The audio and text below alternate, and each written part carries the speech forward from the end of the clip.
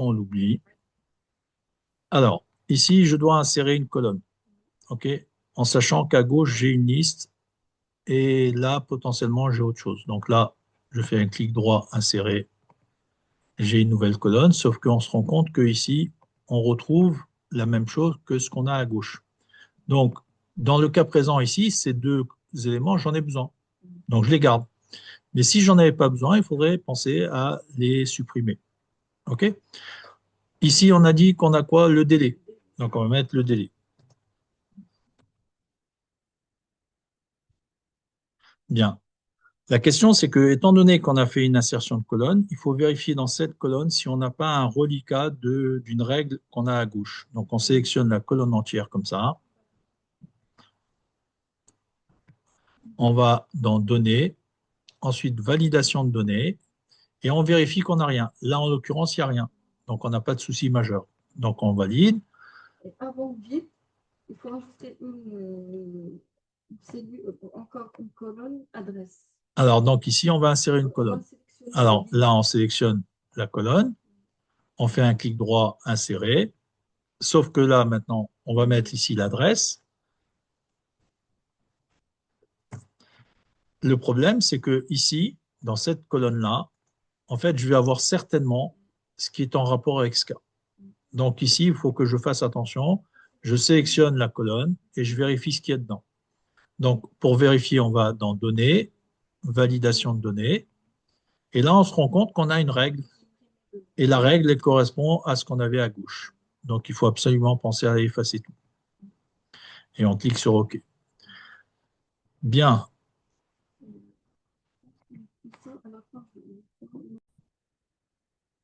OK. Donc ici, si on veut faire une référence client, on peut utiliser la formule concaténée, telle qu'on a définie au-dessus. Donc, on va faire égal concaténé. Et on sélectionne donc ce qu'on veut, hein. On peut faire une référence avec ce qu'on veut. On peut prendre, par exemple, le nom, point virgule. Donc, on met un point virgule, un guillemet, espace guillemet, pour avoir un espace, un point virgule, et on peut choisir ce qu'on veut pour définir. Là, on va prendre par exemple l'âge. Et on ferme la parenthèse. Et on valide. Ça fait que maintenant, on a une référence de client. Si on met ici différentes valeurs, on va mettre ici 30, etc. D'accord? Donc, on a une référence client. Donc, ce qu'il faut comprendre, c'est qu'on va avoir besoin de récupérer des informations de ce tableau dans le tableau des factures, c'est-à-dire dans ce tableau-là.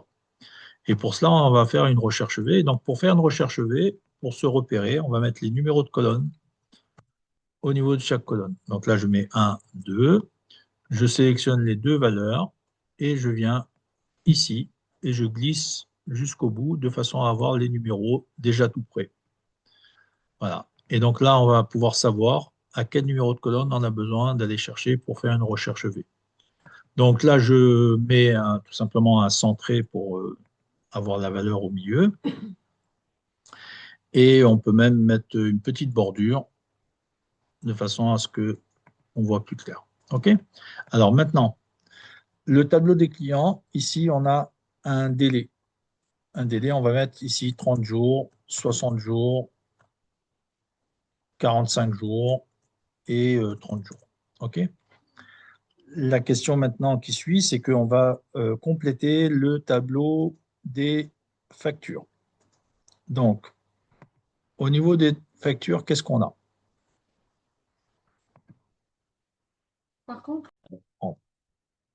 Alors, pour le délai, étant donné qu'on saisit une valeur entière, donc on va faire de sorte d'avoir une validation de données en rapport avec les entiers.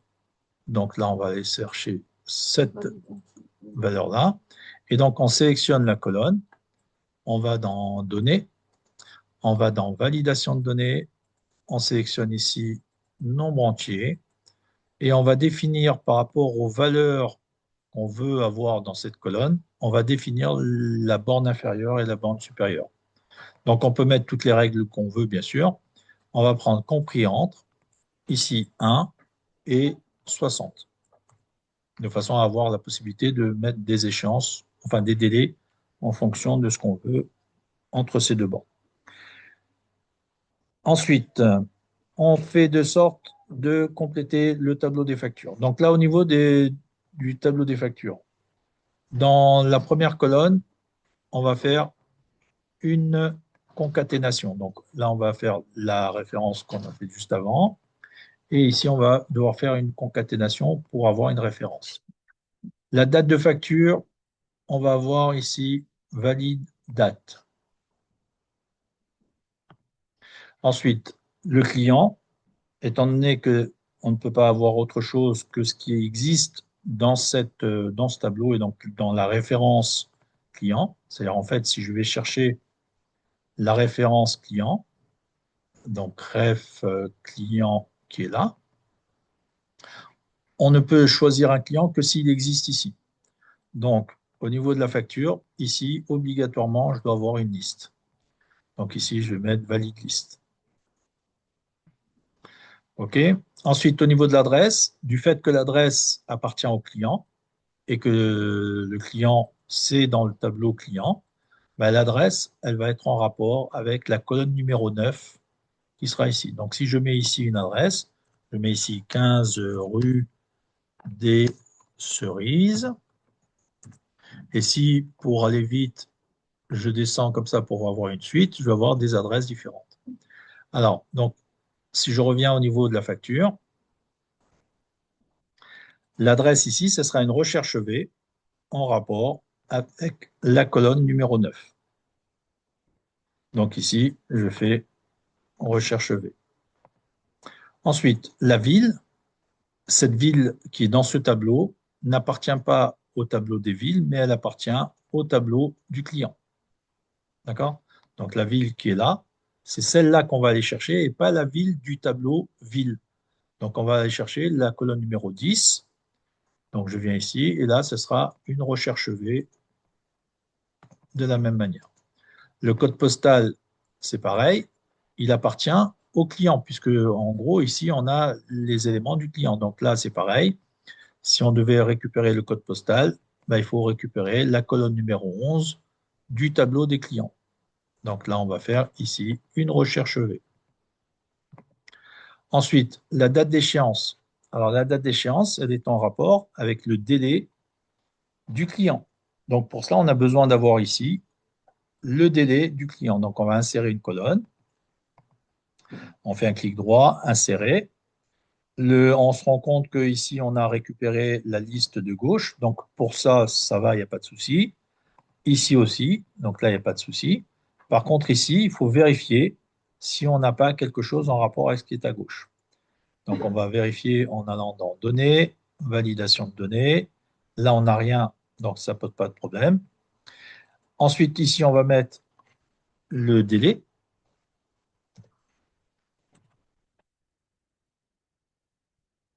Voilà. Et là, comme le délai appartient au client et qu'on a ce délai dans la colonne numéro lequel là? Tac, tac, tac, elle est là. Donc c'est le numéro 4. Donc ici, on va chercher la valeur dans la colonne numéro 4. Donc c'est une recherche V. Ensuite, la date d'échéance. Ben, la date d'échéance, ça va être la date de facture plus le délai. Donc ça sera une addition.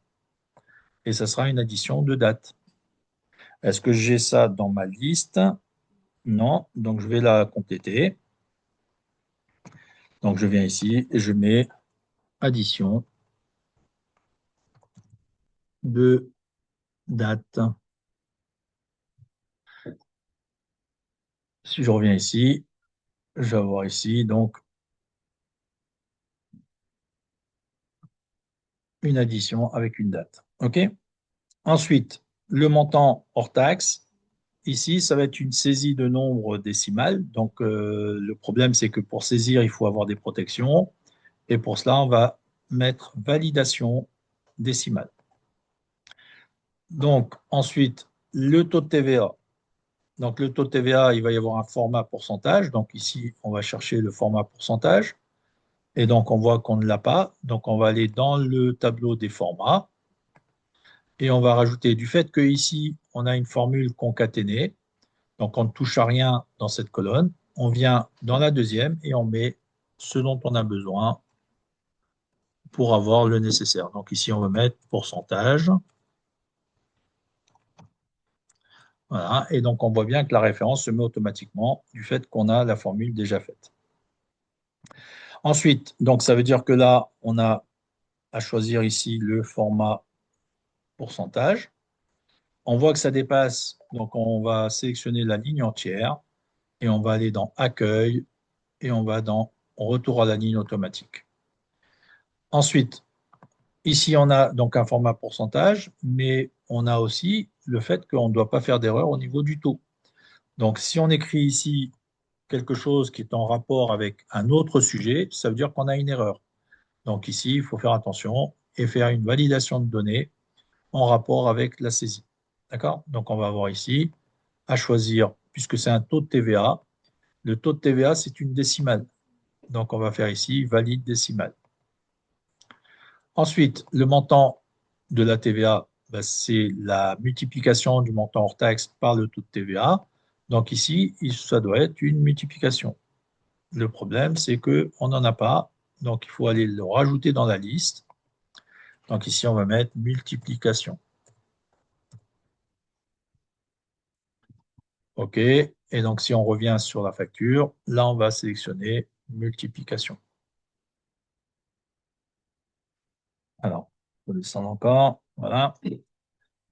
Et au niveau du format, puisque c'est un montant, donc de la même manière que le montant hors taxe ici, là, c'est un format monétaire. On se rend compte qu'on ne l'a pas, donc on va dans le format et on rajoute. Ah, si on l'a, pardon. Donc là, on va en remettre. C'est peut-être parce que je n'ai pas été jusqu'au bout. Voilà, monétaire, il est là. D'accord? Donc ici, pareil, format monétaire. Et là, au niveau du montant TTC, c'est un format monétaire aussi. Et au niveau de la formule qu'il y a ici, c'est l'addition entre le hors-taxe et la TVA. Donc ici, c'est une simple addition, sauf que là, on ne l'a pas. On a une addition de date, mais ce n'est pas ça. Donc ici, on va mettre addition. Voilà. Pardon, là, il faut enlever ça. Vous voyez qu'il faut faire attention hein, quand on fait de la saisie. Et là, donc, on vient ici et on va voir une addition. OK. Donc, une fois qu'on a fini la conception, ben maintenant, on essaye de faire le nécessaire pour chaque cellule. On a dit ici, c'est une concaténation par rapport à cela, sauf que là, par rapport au numéro en faisant une concaténation, on va avoir besoin d'une année ou d'un compteur. Donc, on va insérer des colonnes. Donc, je vais insérer deux colonnes ici. Je fais un clic droit, insérer. Là, on va mettre l'année. Et là, on va mettre un compteur. D'accord? Donc, ici, si je saisis une année, il va falloir que je saisisse un nombre, et en l'occurrence une valeur. Et là, il va falloir faire une validation entière. Ensuite, au niveau du compteur, c'est la même chose. C'est un compteur, donc on va saisir quelque chose. Donc, il va falloir mettre un validation entier. OK? Alors maintenant, si on fait le nécessaire, ici, on va faire une concaténation. Donc, égal, concaténer. On va prendre l'année. Alors, ce n'est pas obligatoire hein, d'une entreprise à l'autre, hein, c'est juste que c'est un exemple. Point virgule, guillemets, espace, guillemets, point virgule, et on va choisir le compteur. Et on ferme la parenthèse. Ou on fait un espace où on peut faire un tiret. Hein. Donc, si je veux un tiret, par exemple, je vais venir ici et je mets un tiret. Et je valide. Ça fait que pour l'instant, on ne voit rien, c'est normal, puisque ici, on n'a rien. Donc, ici, on a dit qu'on faisait une validation entière. Donc, sinon, si on écrit autre chose que ce qu'on a là, ça veut dire qu'on a une erreur. Donc, ici, pour éviter ça, on va mettre notre validation de données. Donc, on va dans Données, Validation de données. On sélectionne ici nombre entier. Et comme ici, la seule valeur qu'on veut mettre, c'est 2025, on va mettre la règle égale à 2025. On valide. Et donc là, maintenant, on ne peut mettre que 2025. Si j'essaye de saisir autre chose que cette valeur, j'ai une erreur et je ne peux rien faire. Donc là, je suis obligé de mettre 2025. On voit bien que la concaténation se met en place avec le tiré à la fin. Maintenant, le compteur, c'est le même principe. Le compteur, on va dire que c'est de 1 à 200, par exemple. Et donc, on va faire une validation de données sur un nombre entier et compris entre 1 et 200. Et on valide. Ça fait que maintenant, ici, on ne pourra pas saisir autre chose que ces valeurs-là. Si je mets 600, ça ne passera pas. D'accord? Sauf si je change la règle. Donc ici, on va mettre 1. Ensuite, la date de facture, c'est une validation de données de date. Donc on vient dans validation de données. Ici, on sélectionne date. Et là, on va définir la règle en rapport avec ça. Si on a ce tableau et qu'on commence à faire les factures qu'aujourd'hui, ben là, on va prendre supérieur ou égal à, et on met la date du jour, qui est le 3 septembre. Donc 03 slash 09 slash 2025.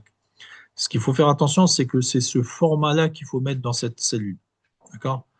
Donc, si on ne met pas ce format-là, ça ne marchera pas. Donc, il faut absolument mettre deux chiffres, slash deux chiffres, slash quatre chiffres. OK? Et on valide. Ça veut dire que maintenant, ici, on pourra saisir que des dates en rapport avec ça. Si je mets, par exemple, le 15 août 2025, ça ne passera pas. OK? Donc, on est obligé de mettre au minimum la date du jour.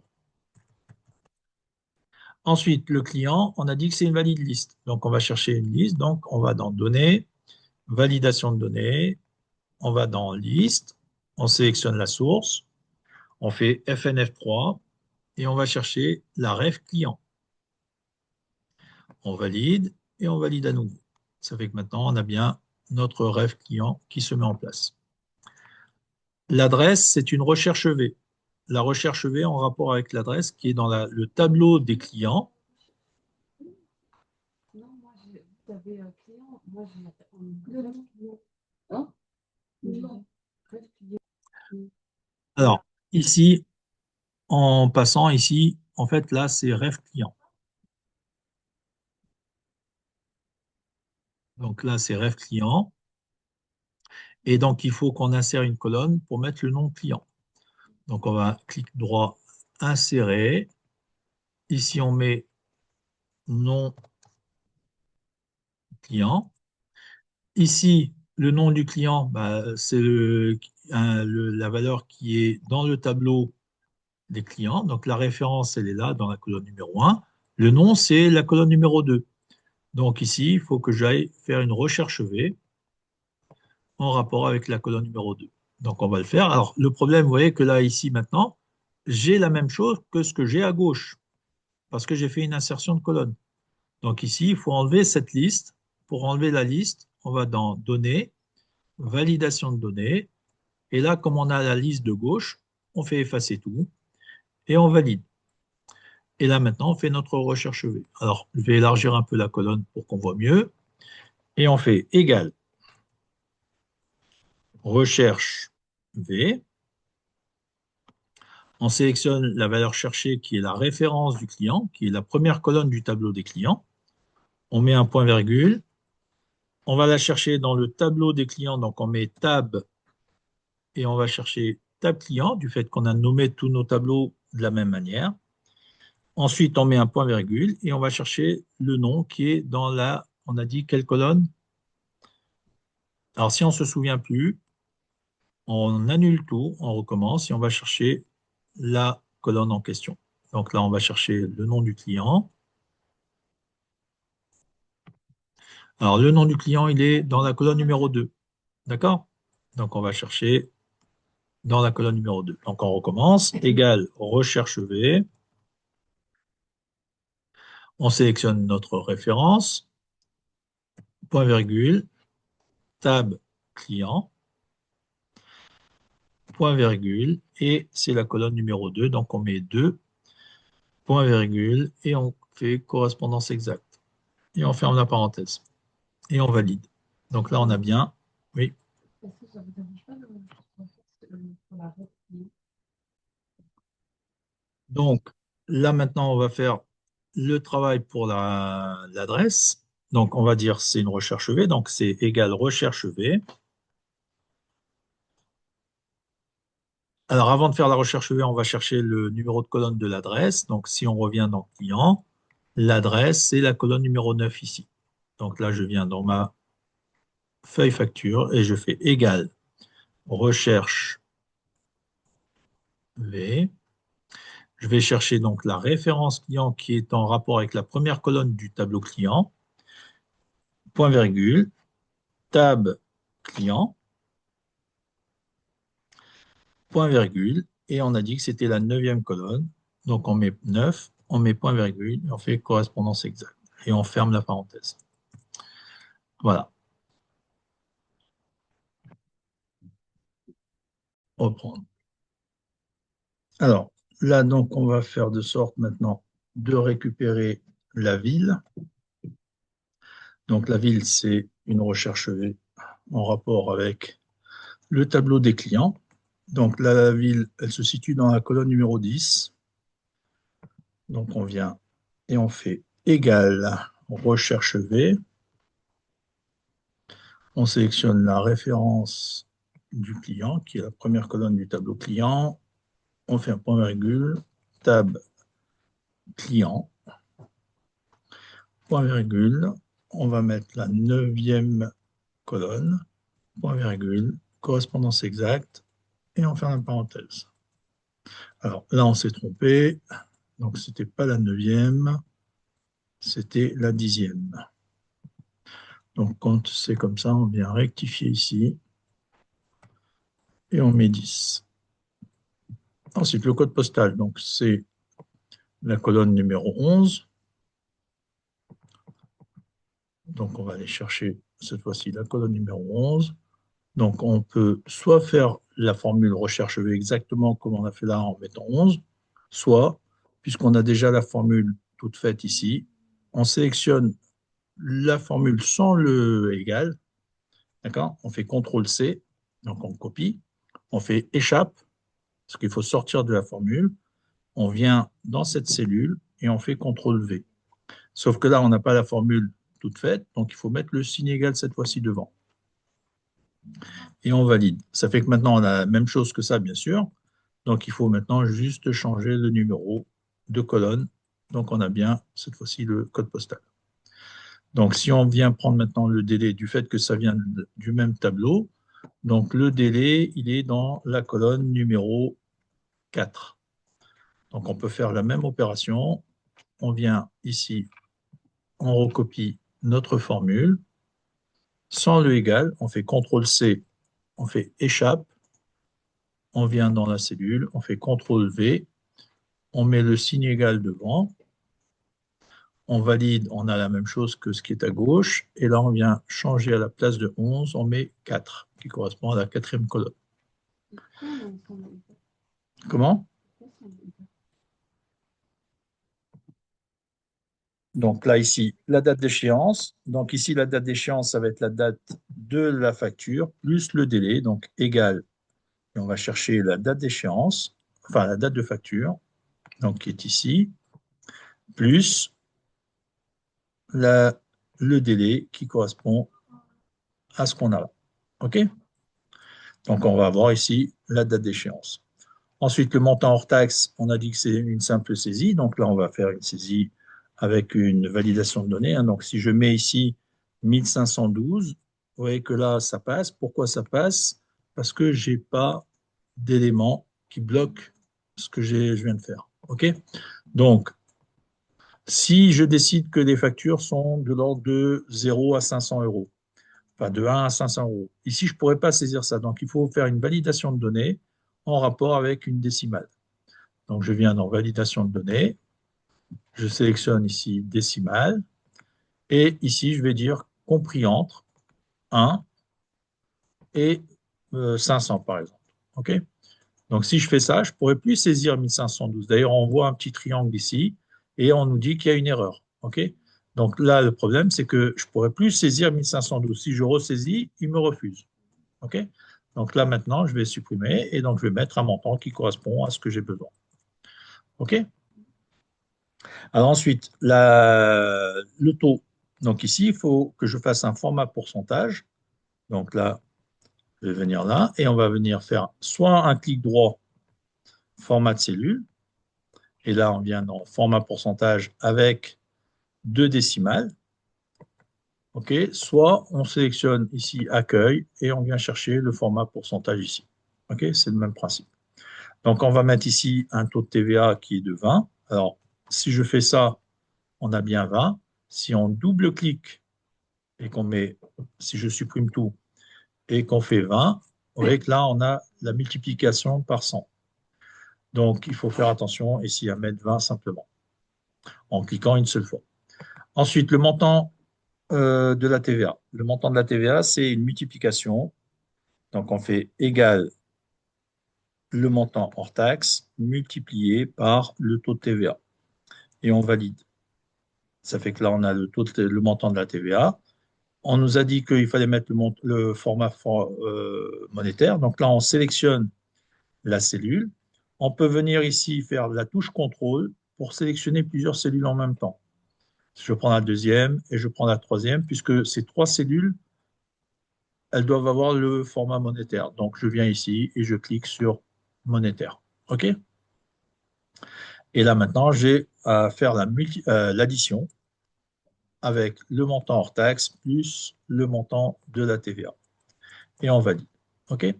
Donc, voilà notre tableau des factures qui a été réalisé globalement de cette manière.